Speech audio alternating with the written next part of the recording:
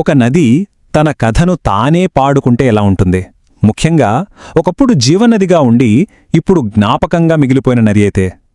ఈరోజు మనం రాయలసీమ గుండె చప్పుడు లాంటి పెన్నా నది గురించి మాట్లాడుకుందాం.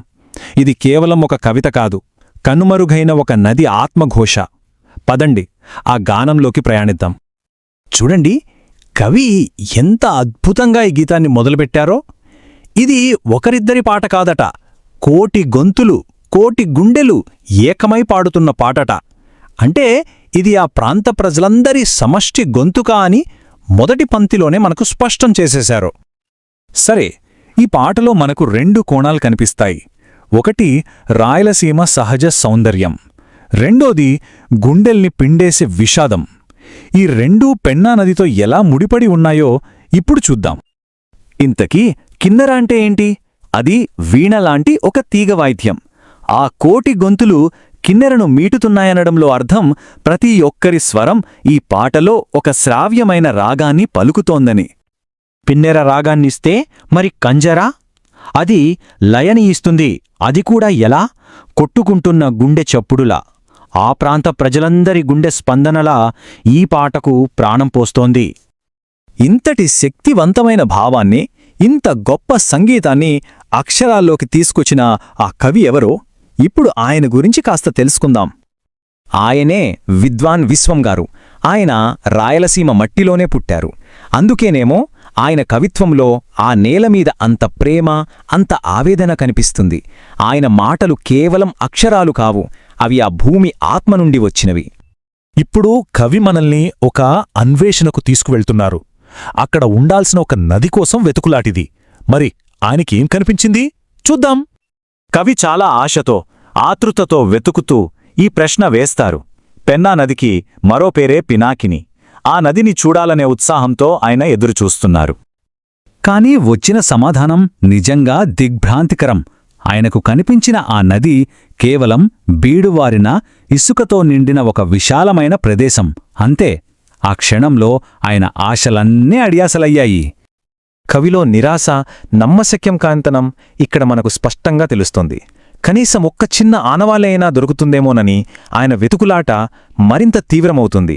ఆ నీటి హోరెక్కడా, ఆ ప్రవాహమెక్కడా అని ఆక్రోశిస్తున్నారు. చూశారా?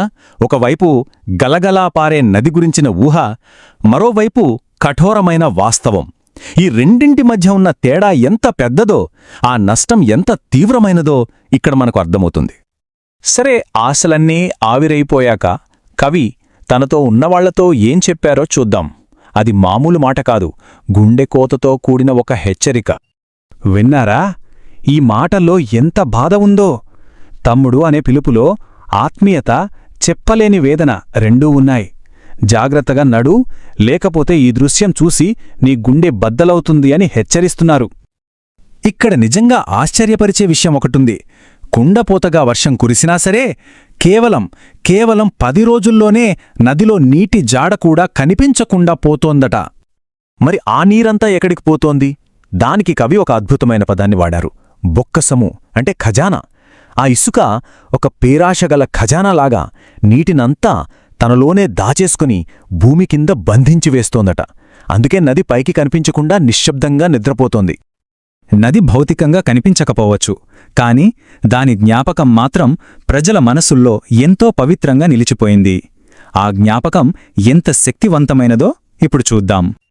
అవును, నది ఎండిపోయి ఉండొచ్చు, కాని ఒక్కప్పుడు ఆ నది నీటికున్న తీయదనం, దాని పవిత్రత, వాటి జ్ఞాపకం ఇప్పటికీ ప్రజలకు ఒక గొప్ప ఆధ్యాత్మిక శక్తినిస్తోంది. ఆ నీటిని కోల్పోవడం ఎందుకు అంత పెద్ద గాయం చేసిందో ఈ పంక్తులు వివరిస్తాయి. కవితలో ఇది చాలా ముఖ్యమైన భావం. కేవలం ఒక్కసారి ఆ నీటిని దోసిటపట్టి పుక్కిలిస్తే చాలు, పుట్టినందుకు సార్థకత, పాపాలు పోయి నిష్కల్మషత్వం వస్తాయని కవి అంటారు.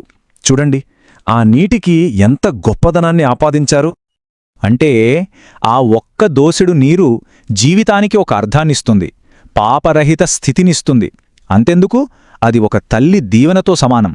దీన్ని బట్టి మనం అర్థం చేసుకోవచ్చు, వాళ్లు కోల్పోయింది కేవలం నీటిని కాదు, ఒక తల్లి ఆశీర్వాదాన్ని. ఇక కవిత చివరి భాగం ఒక విలాపంతో మొదలై మన అందర్నీ ఆలోచింపజేసే ఒక ప్రశ్నగా మారుతుంది. ఇదిగో ఇదే ఆ చివరి హృదయాన్ని మెలిపెట్టే ప్రశ్న. కవి ఇక్కడ నదిని ఒక కన్నతల్లితో పోల్చారు. ఇంతమందికి జీవాన్నిచ్చిన ఆ తల్లి ఎందుకిలా మారిపోయింది? ఎందుకు తన బిడ్డల్ని వదిలి ఇలా ఎండిపోయింది? ఈ ప్రశ్నలో ఎంతో ఆవేదనుంది. ముగింపుగా చెప్పాలంటే 20వ శతాబ్దంలో ఒక కవి పడిన ఆవేదన 21వ శతాబ్దంలో మనందరికీ ఒక కీలకమైన పర్యావరణ ప్రశ్నగా మారింది. ఆ రోజు ఆయన అడిగిన ఆ ప్రశ్న ఈరోజు మనందరికీ ఒక పెద్ద హెచ్చరిక. ఆ తల్లి ఎందుకు మారింది అనే ప్రశ్నకు సమాధానం ఇప్పటికీ దొరకాల్సి ఉంది. ఈ వీడియో మీకు నచ్చినట్లయితే లైక్ చేయండి, షేర్ చేయండి, కామెంట్ చేయండి, అలాగే మన ఛానల్ ని సబ్స్క్రైబ్ చేయండి. Thanks for watching.